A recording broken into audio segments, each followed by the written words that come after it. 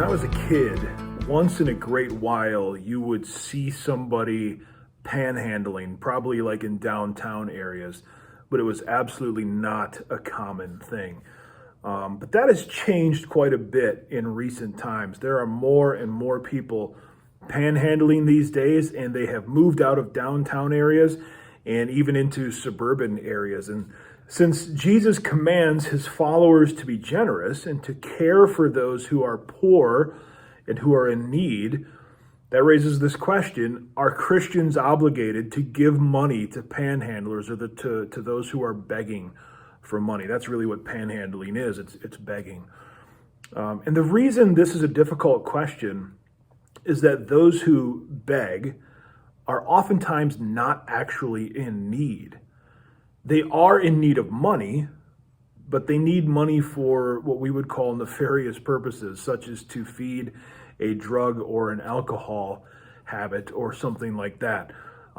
That's an expensive habit, so they have to have money in order to feed it. And so there's this dilemma for Christians because we want to be generous, but we don't want to be complicit in some kind of destructive behavior that's going on in a person's life. For example, somebody I know tells a story. They were out and about one day and they saw someone with a sign on the street corner, and the sign said, I haven't eaten in days. I need money for food. And so this person that I know saw the sign and they had compassion for that person. And so they went to the local fast food restaurant just a block or so away. They bought this guy 2 hamburgers and they brought him back to this guy, gave him the hamburgers, and he proceeded to take those hamburgers and stuff them out of sight into his backpack because he didn't really want food.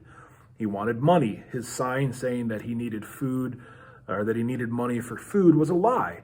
And he didn't want the other cars to see that now he had hamburgers, and so they didn't have to give him anything. That would disrupt his narrative, right? So he didn't actually want food. He just wanted money. What did he want the money for? I have no idea, but it certainly wasn't food, even though that's what his sign said. So what are Christians to do? Now, to answer this question, I'm going to take you through 2 positions that I have personally held on this topic. And the first position that I've held on this question is that God commands us to be generous and we are to have compassion for those who are in need, and that's it.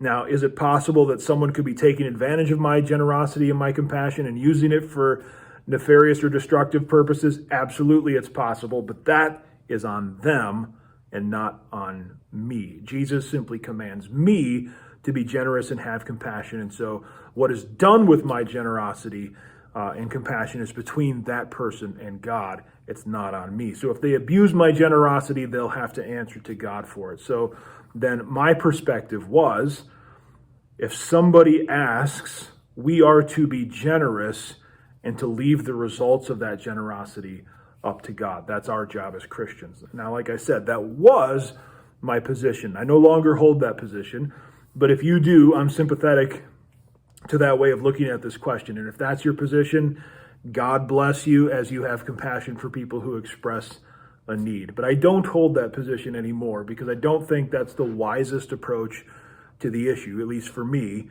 And I don't hold that position anymore as a matter of conscience. As a pastor, I have had hundreds of interactions with people who express a need.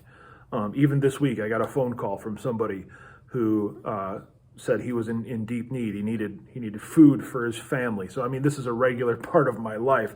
And each time I talk to somebody, I do my best to be compassionate, but at the same time to be wise so that I'm not taken advantage of. And it's very difficult line to walk. And I know that there have been numerous times in which I have been taken advantage of, and people have used either my generosity or the generosity of the church here even to feed a drug habit or an alcohol habit or something of that nature. And that has eaten away at my conscience because I don't want to help people do things that will destroy them.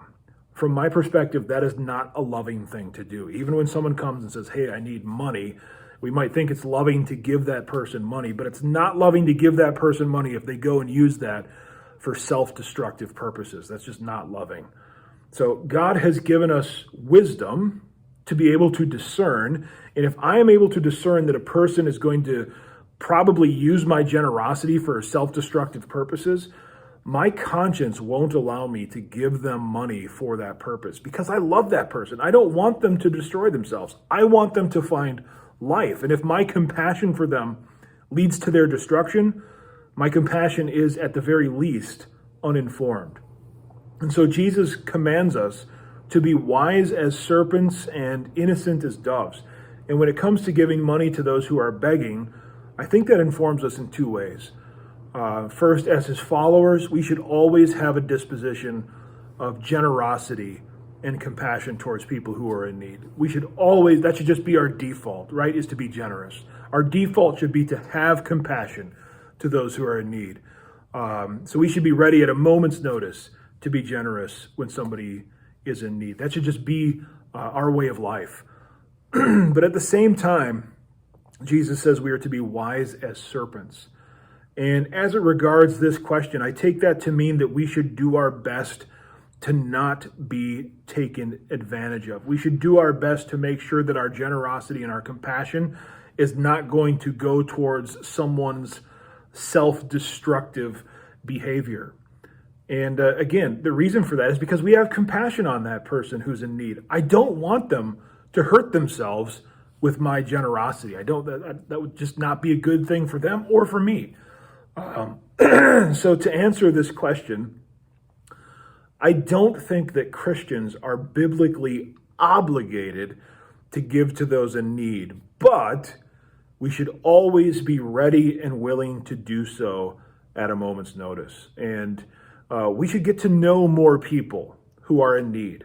I think rather than just giving somebody money and saying, dismissing them out of hand, here's your money, now go away. Try developing a relationship with somebody who expresses a need to you so that you can learn about their situation. And you might be able to express your compassion in specific ways that actually may help rather than potentially be destructive.